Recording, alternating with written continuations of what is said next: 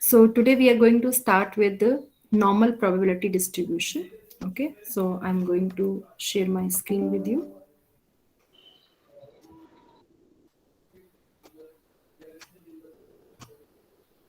So this topic is under theoretical frequency distributions में हमारा ये topic आता है, जिसमें हमने last class में different probability distributions we discussed and हम लोगों ने binomial distribution और Poisson distribution we have already discussed. आज हम normal probability distribution की हम बात करते हैं.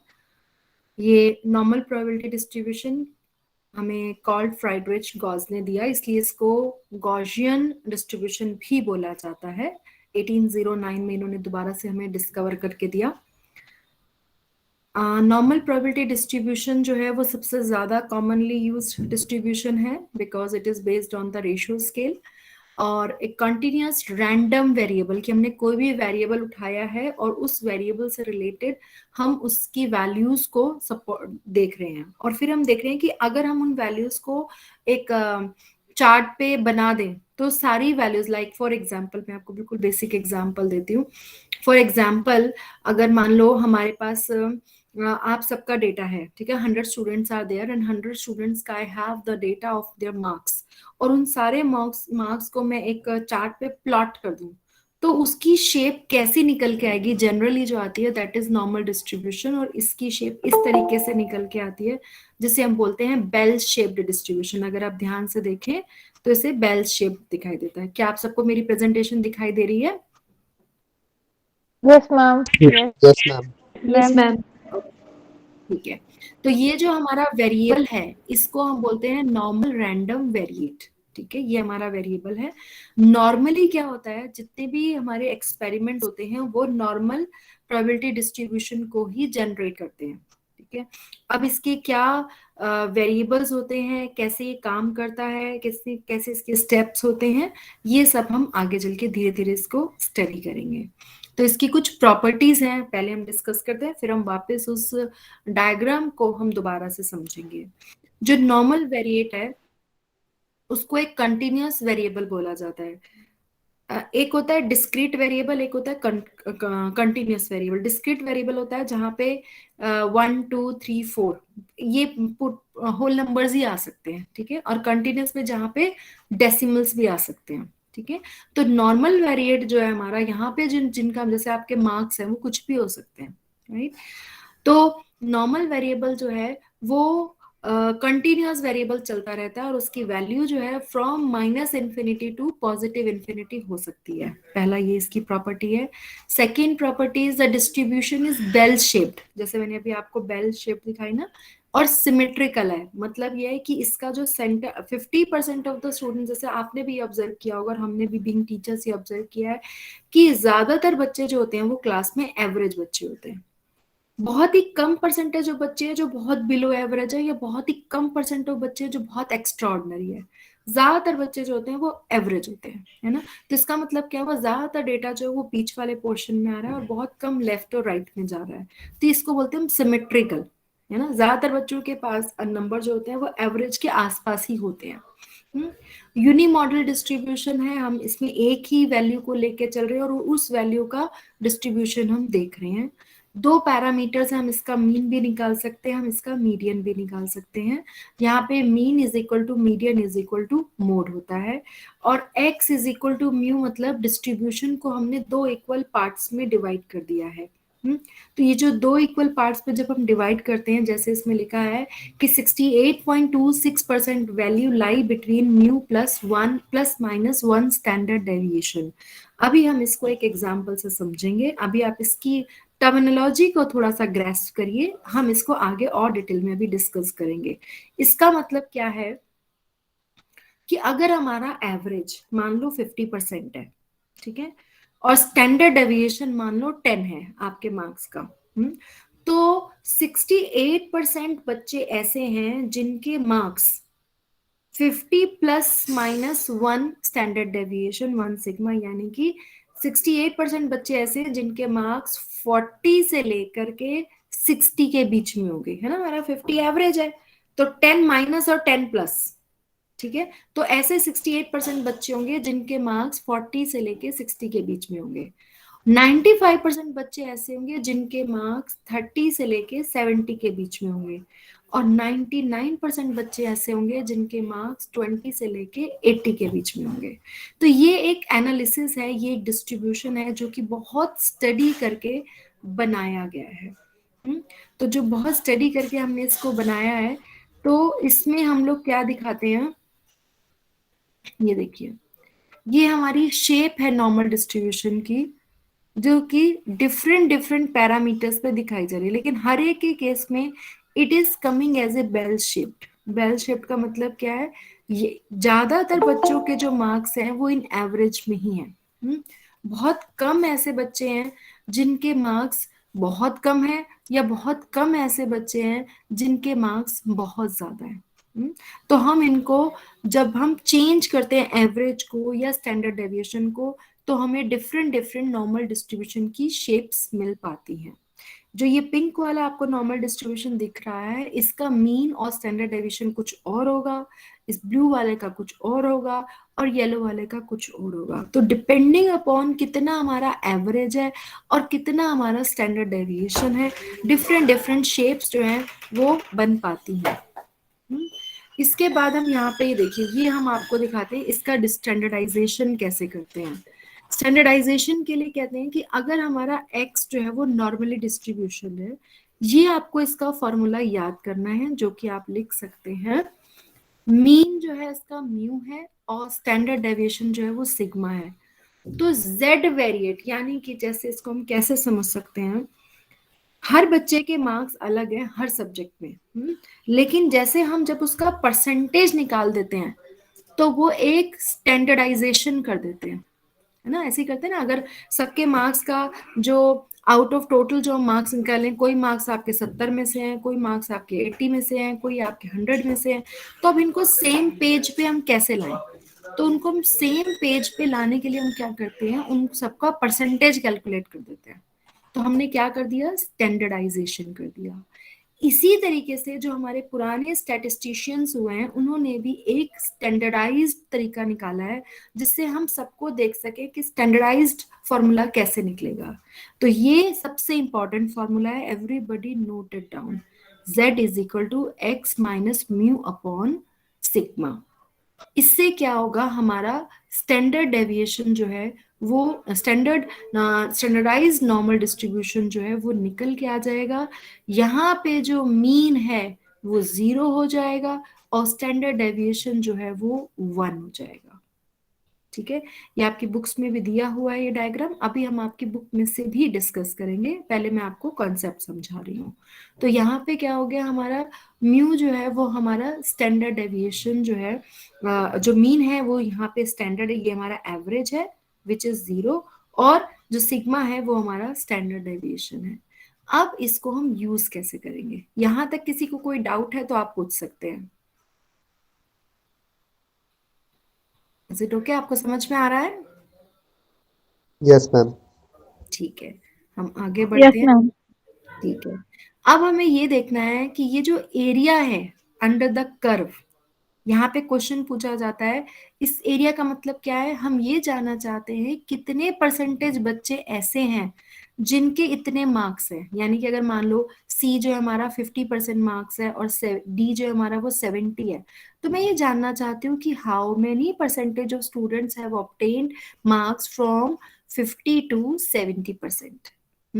तो ये इसको हम निकालते हैं, आपके जब एग्जाम में क्वेश्चन आएगा तो आपसे दो चीजें पूछी जाएंगी, एक तो इसको आप स्टैंडर्डाइज वैल्यू करके बताइए, दूसरा आप एरिया अंडर द कर्व बताइए। एरिया अंडर द कर्व का यही मतलब है कि यहाँ पे कितनी वैल्यूज लाई करती है। तो उसको निकालने के लिए हम क्या करेंगे, हम फॉर्मूला लगाएंगे। अभी जो मैंने आपको फॉर्मूला बताया, z is equal to x minus mu upon में सिग्मा। तो ये हमारा 0.12 निकल के आ गया एक एग्जाम्पल के बेस पे। तो नॉर्मल डिस्ट्रीब्यूशन ये क्या कह रहा है, देखिए अगर हमारा ये 5 है बीच में, तो हम इस तरफ जब इसको लेके जा रहे हैं और स्टैंडर्ड डेविएशन x है, तो जब हमने इसको यहाँ पे स्टैंडर्डाइज किया तो ये एरिया बन गया 0.12। ये हमारा नॉर्मल डिस्ट्रीब्यूशन है जहां पे हमारा एवरेज जो है वो 5 था, स्टैंडर्ड डेविएशन हमारा 10 था। उसको हमने स्टैंडर्डाइज में कन्वर्ट कर दिया। कैसे कन्वर्ट किया हमने? 6.2 वो वैल्यू है, -5 हमारा एवरेज है, और अपॉन में स्टैंडर्ड डेविएशन है जो कि 10 था। ये हमारा कोई भी वैल्यू हो सकती है। हर डिस्ट्रीब्यूशन अपने तरीके से उसका अपना, जैसे भी हमने देखा ना, हर डिस्ट्रीब्यूशन का एक अपना एवरेज है, एक अपना स्टैंडर्ड डेविएशन है, लेकिन हमने सबको स्टैंडर्डाइज करना, जैसे हमने सबकी परसेंटेज निकाल के स्टैंडर्डाइज किया था, ऐसे ही हमने आपको सबको स्टैंडर्डाइज करना है। तो स्टैंडर्डाइज करने के लिए हमने क्या फॉर्मूला लगाया? ये बहुत इंपॉर्टेंट फॉर्मूला है, इसको याद कर लीजिए। z is equal to x minus mu upon sigma, और इसको किया तो ये स्टैंडर्डाइज बन गया। अब देखिए इंपॉर्टेंट कैसे है, यहाँ पे मीन कुछ और था, लेकिन यहाँ पे for every standardize normal distribution the mean will be 0। This is the voice नहीं आ रही है। बेटा आपकी वॉइस क्लियर नहीं आ रही, मुझे लग रहा है आपका नेटवर्क। लोगों की वॉइस क्लियर आ रही है? एक बार आप म्यूट करो। बाकी लोगों को मेरी वॉइस क्लियर आ मैम रही है? मैम दीक्षा के फोन में शायद नेटवर्क प्रॉब्लम है। यस मैम, आ हमें रही क्लियर है। Yes ma'am. तो जिस जो अभी बोला था ना मुझे, वो उसकी यहाँ नेटवर्क प्रॉब्लम कि उसकी वॉइस भी हमें क्लियर नहीं आ रही थी, है ना? तो प्लीज थोड़ा सा अपना नेटवर्क म्यूट कर लीजिए बेटा। राइट, तो इस तरीके से हमने इसको एक्सक्यूज मी मैम। स्टैंडर्डाइज कर। हाँ जी बोलो बेटा। मैम आपको ना भावना ना ज्वाइन नहीं हो रहा है, उसका बहुत देर से ट्राई कर रही है। क्योंकि जब मैं एक बार प्रेजेंटेशन स्टार्ट कर देती हूँ हाँ तो मैम, मुझे वही मैंने बोला था उसे। कोई बात नहीं, I have done it now. Okay, now you can see my presentation. Yes ma'am. Yes ma'am. अब एग्जाम में अगर क्वेश्चन आएगा, क्योंकि हम एग्जाम पॉइंट ऑफ व्यू से बात करते हैं, हमें क्या करना है, हमें एग्जाम में क्वेश्चन का पता लगाना है कि find the value of x given the probability. ठीक है, आई थिंक यहां से नहीं करते, हम आपकी बुक में से करते हैं। Okay, before going to book, this is the table which I want to show you. देखो, ये आपको टेबल समझनी आनी चाहिए। ये हमारी स्टैंडर्ड नॉर्मल प्रोबेबिलिटी डिस्ट्रीब्यूशन की टेबल है, और यहाँ पे हमें इसकी वैल्यूज दी होती हैं। ठीक है, तो इन वैल्यूज के थ्रू जो है वो हम इसकी देखते हैं कि कितनी वैल्यूज हमारी निकालेगी। हम एक काम करते हैं, हम एक न्यूमेरिकल करते हैं, then we will be able to do this. So I am stopping my presentation as of now and I am going to show you something else जो आपका okay.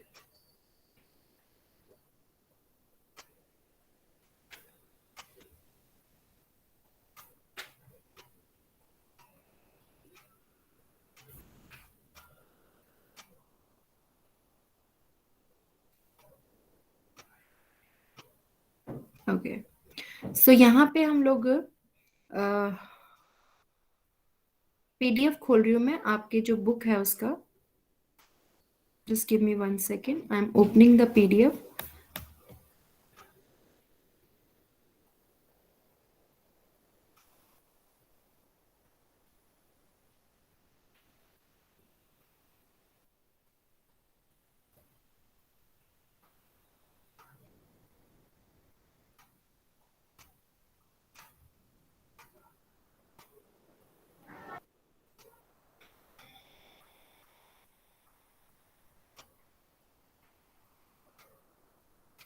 Yes, I got it. I'm going to present my screen now again.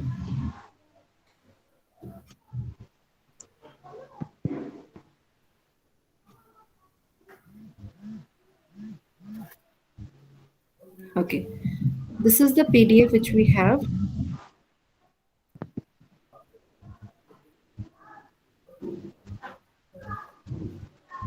Can you see the book? आपको book नजर आ रही है? Yes ma'am. Yes ma'am. Yes ma'am. Yes ma'am. Okay, तो हमने ये binomial distribution we have already done. So we are at normal distribution. हम यहाँ से आपको मेरे को एक डायग्राम दिखाना है, that we will I will be showing to. ये पॉइजन डिस्ट्रीब्यूशन था। आप लोगों ने इसके न्यूमेरिकल्स करके देखे बेटा? हो रहे हैं आपसे? आपको प्रैक्टिस करनी पड़ेगी न्यूमेरिकल्स की, नहीं तो हो नहीं पाएंगे। सी, ये जो बेल शेप्ड है न्यूमेरिकल डिस्ट्रीब्यूशन में, नॉर्मल डिस्ट्रीब्यूशन में, यही हम लोगों ने अभी बेसिक डिस्कस किया। तो you have to go through this, आपको थोड़ा सा इसको पढ़ना है और इसको पढ़ के आपको आगे इसको समझना है। इसकी जो बेसिक एजम्पशन है, थ्योरी है, ये आप एक बार पढ़ेंगे और इसमें कहीं भी कोई भी डाउट होगा then we will discuss. Yes, this is the part. ये देखिए, can you see this diagram? यहाँ पे हम ये दिखाते हैं कि ये मीन है, ठीक है। ये एक्स बार जो है वो मीन है। X bar here stands your average. तो हम ये बोलते हैं कि ±1 स्टैंडर्ड डेविएशन के हमारे पास 68.27% या 68% आप मोटा मोटा लें तो मार्क्स कवर हो जाएंगे, जो मैंने अभी आपको समझाया था। इतने एरिया में x ±2 में हमारे 95% लोग कवर हो जाते हैं और 99% लोग जो है वो x प्लस हमारे जो 3 सिग्मा है उसमें कवर हो जाते हैं, ठीक है। और फिर हमने इसको स्टैंडर्डाइज किया and we are finding here the area under the normal curve. तो area under the normal curve हम अभी डिस्कस करते हैं कि हम उसको कैसे निकालते हैं। हम उसको with the help of a table निकालते हैं। So let's do an illustration. Illustration number 17।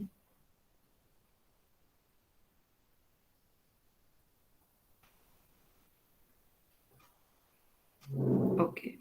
Can you see the illustration 17? Yes, ma'am. Yes, ma'am. The illustration 17 says find the area under the normal curve between z is equal to 0 and z is equal to 1.86, है ना। तो ये हमें पहला निकालना है कि z is equal to 0 and z 0.86 है। तो हम ये हम उस टेबल पे, जो मैंने अभी आपको टेबल शो करी थी, उस पे हम क्या देखते हैं? From the table it is seen that the tabulated value of z is equal to 1.86 is 0.4686। इसका मतलब क्या है? I show you the table again so that आप ये वैल्यूज याद रखिए। हमें 1.86 पे देखना है ना। 0 पे, 0 और 1.86 के बीच में हमें म्यूट करना है आपको प्लीज।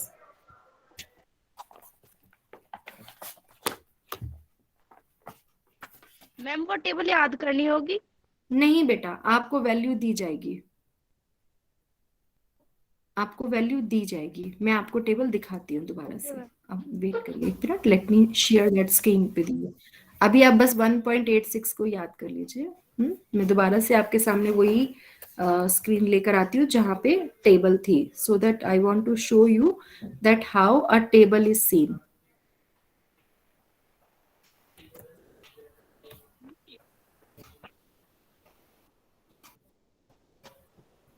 Okay.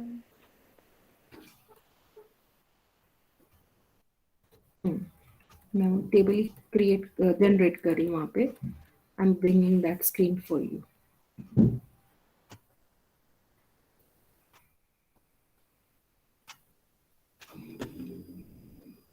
तो क्या वैल्यू थी बताइए?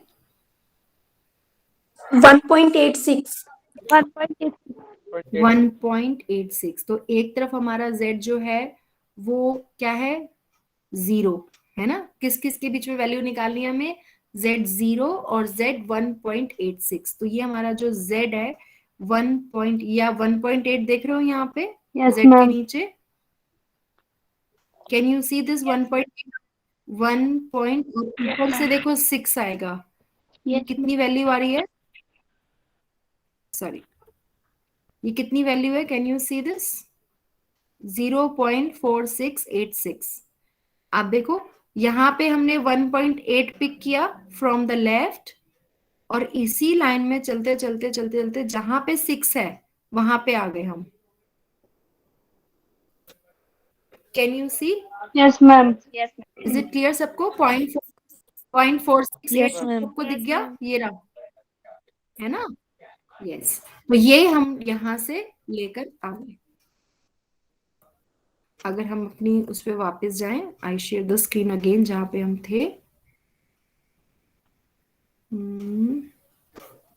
Just 1 second.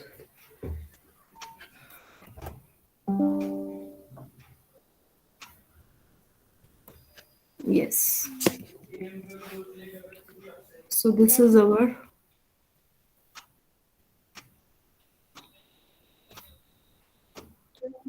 have you seen that?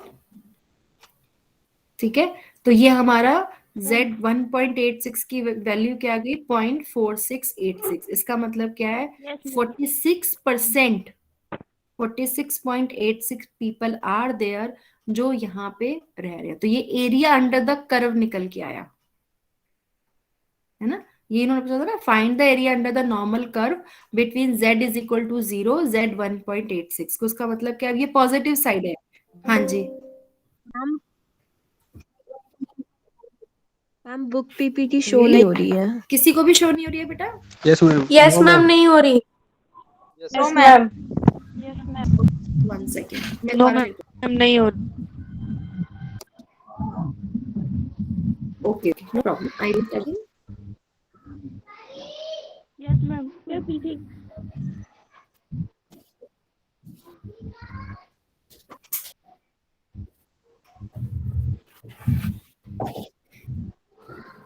मैं दोबारा कर रही हूँ बेटा share.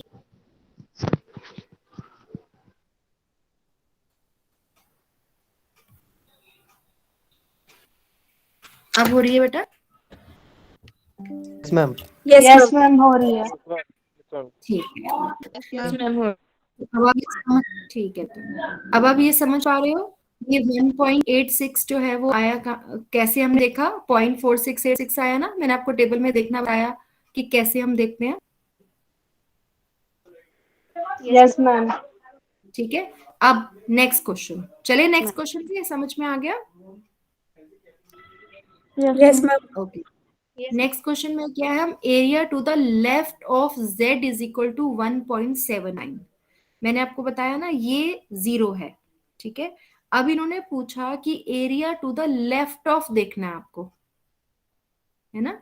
Area to the left of देखना है। लेफ्ट ऑफ देखने का मतलब क्या है कि ये वाला तो पूरा होगा ही होगा और साथ में ये पूरा भी कवर हो जाएगा, क्योंकि इसके लेफ्ट में तो पूरा है ना। लेस देन तो कुछ भी हो सकता है ना, इन्फिनिटी तक इसकी वैल्यू जाती है, राइट। और हमने क्या किया, हमने ये बोला है कि अगर हम इसको जब स्टैंडर्डाइज कर रहे हैं तो क्या करें हम, ये टोटल 0 है, ये यहाँ पे एवरेज 0 है और 100 में से 50% एरिया टू द लेफ्ट है, 50% एरिया टू द राइट है, यानी कि 0.5 लेफ्ट है और 0.5 जो है वो राइट है। ये बात समझ में आती है सबको? टोटल 1 है, Yes, ma'am. में से आधा इधर है आधा इधर है, ये बीच का है 0।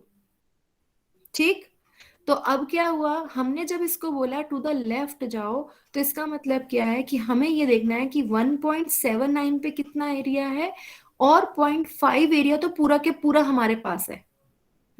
तो हम वापस अपनी टेबल पे जाएंगे और हम 1.79 की वैल्यू फिर से देखेंगे। तो मैं आपको फिर से स्क्रीन शेयर जो है दोबारा करती हूँ टेबल दिखाने के लिए।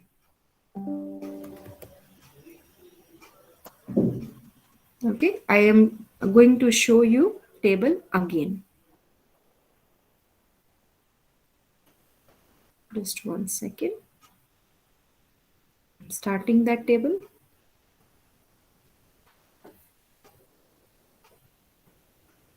Yes, it's there. अब हमने कौन सी वैल्यू देखनी है बेटा? मैम 1.79 1.79 तो हम पहले 1.7 पे जाएंगे, ठीक है। ये रहा 1.7, इसकी लाइन में हम 9 तक जाएंगे। क्या वैल्यू आ रही है हमारे पास, कोई बताएगा? 0.4633 0.4633. वेरी गुड, 0.4633 है ना। अब हम Yes, क्या ma'am. करेंगे, हमको वहां जाके दोबारा से स्क्रीन में देखते हैं हम कि हमारी वैल्यू जो है वो कितनी आ रही है। मैं फिर से आपको स्क्रीन शेयर कर रही हूँ, अब मैं आपको बुक दिखा रही हूँ। देखो आ गया ना यहाँ पे, तो ये 0.4633 तो इसकी वैल्यू है ना, और प्लस 0.5 ये रहा, तो यानी कि ये टोटल एरिया कितना हो गया, 0.5 प्लस 0.4633, यानी कि 0.9633। समझ में आया? Yes, ma'am.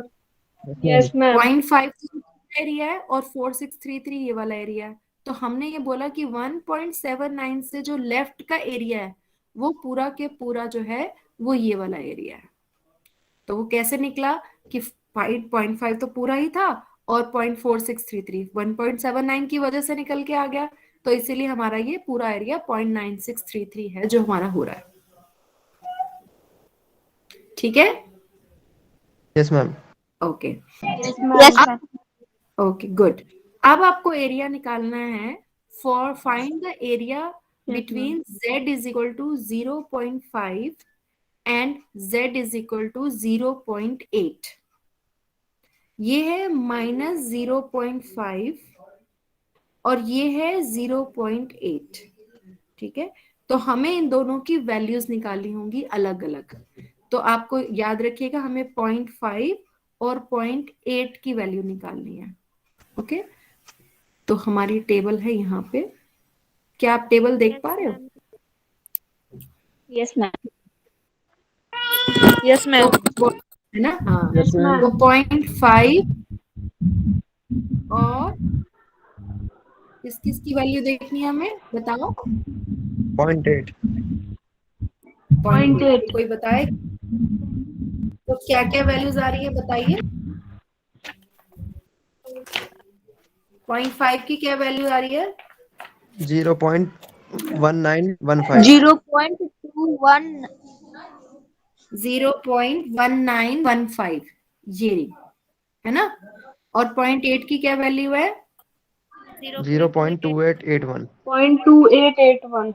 राइट, सो 0.2881। तो हम वापस अगर अपनी बुक में आएंगे, बुक नजर आ रही है? Yes, ma'am. Yes, ma'am. Yes, ma'am.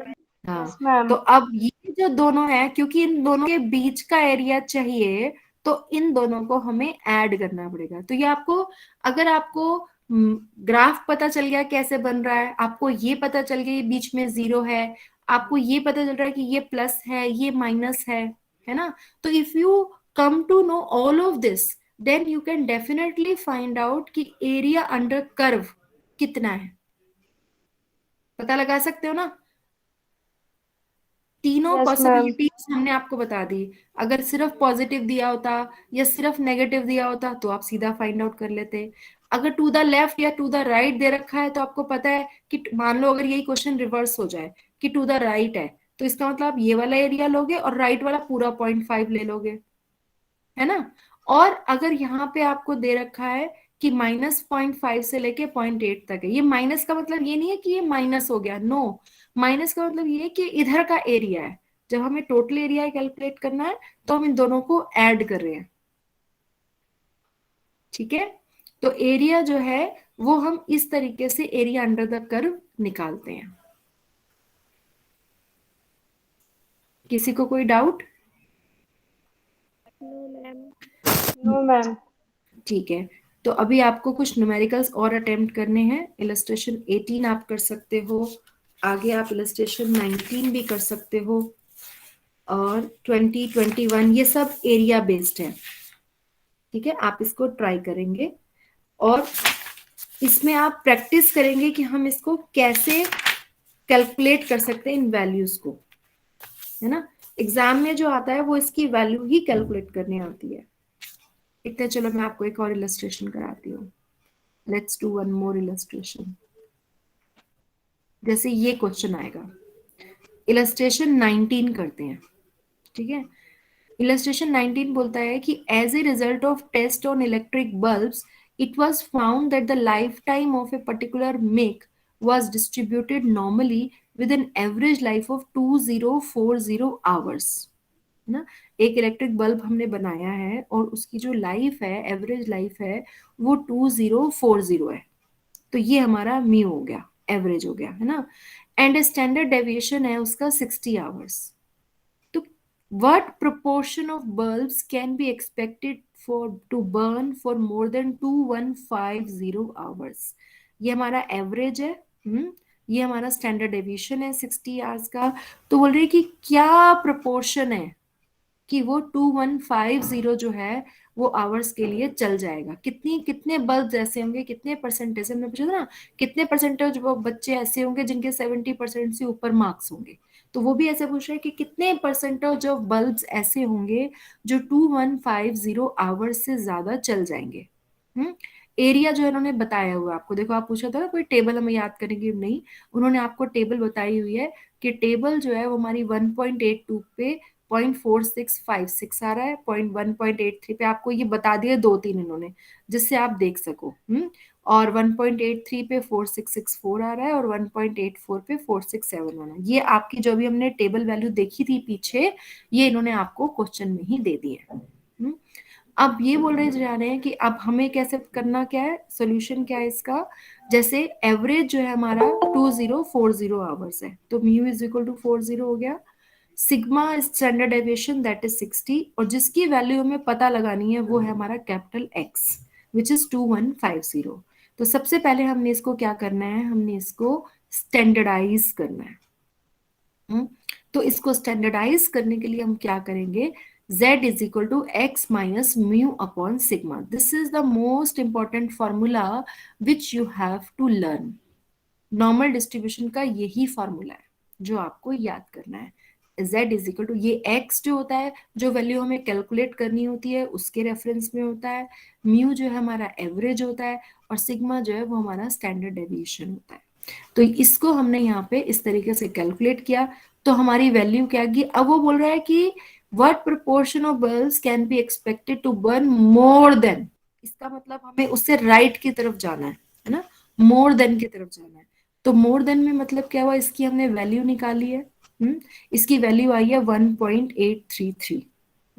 हमारा जो एरिया कोऑर्डिनेट का हमने यहाँ पे निकाला है 1.83 सिग्मा, ये इसके बीच का है, और इसकी वैल्यू 1.83 पे हमारी आ रही है 4667, ये जो है ना 4664, इन दोनों के बीच की वैल्यू आ रही है, तो ये 4667 आई है। इसको अगर हम माइनस करते हैं, क्योंकि क्यों माइनस किया है, क्योंकि हमें एरिया इसके राइट का चाहिए। जब हमें इसके राइट का चाहिए, टोटल 5 है, 5 में से ये तो हमें चाहिए नहीं 0.4667, इसके आगे का एरिया चाहिए। जब इसके आगे का एरिया चाहिए तो वो बचता है 0.0333। तो इसका मतलब क्या हुआ, इतने परसेंटेज, इतने पर, that is the proportion of bulbs which is expected to burn for more than 2150। मैं दोबारा बताती हूँ, ये हमारा एवरेज है, ये रिप्रेजेंट करता है 2040 को, है ना, जो हमने इसको स्टैंडर्डाइज किया, और यहां तक हम पहुंच गए हैं 2150। हम चाहते हैं कि इससे ज्यादा कौन चलेगा, तो इससे ज्यादा चलने के लिए प्रोपोर्शन जो है वो 0.0333, और हमने कैसे निकाला कि यहां से यहां तक की वैल्यू हमने निकाल ली, टोटल ये 0.5 था, उसमें से ये माइनस किया, तो ये हमारा आ गया 0.5 में से जो एरिया 1.83 का था वो माइनस किया, बाकी हमारा एरिया आ गया जो कि इससे ज्यादा चलने वाले बल्ब्स को प्रेजेंट करता है। समझ में आया कैसे करना है। ये एक अनदर एस्पेक्टिव था, हमने डिफरेंट देखा कि सिर्फ लेफ्ट में होगा तो कैसे निकालेंगे, सिर्फ लेफ्ट राइट में होगा तो कैसे निकालेंगे, और पूरा लेफ्ट या पूरा राइट होगा तो कैसे निकालेंगे, है ना। ये मोर देन लेस देन को रिप्रेजेंट करता है। आप इसकी प्रैक्टिस जरूर करिएगा, अगर आपको कुछ भी डाउट होगा तो हम नेक्स्ट क्लास में फिर से इसको डिस्कस कर सकते हैं, but that will work only if you practice. ठीक है, एनी डाउट? No ma'am. ठीक है, no ma'am. No, ma'am. Okay. तो आपको इसके इलस्ट्रेशन, ये जो नॉर्मल डिस्ट्रीब्यूशन का चैप्टर है, ये इसमें इसके साथ ही हमारा फिनिश होता है, जो इसका थोड़ी है थ्योरी, इसके बाद आप इसको पढ़िएगा, अगर उसमें कुछ भी डाउट होगा तो हम इसको नेक्स्ट क्लास में जरूर डिस्कस करेंगे।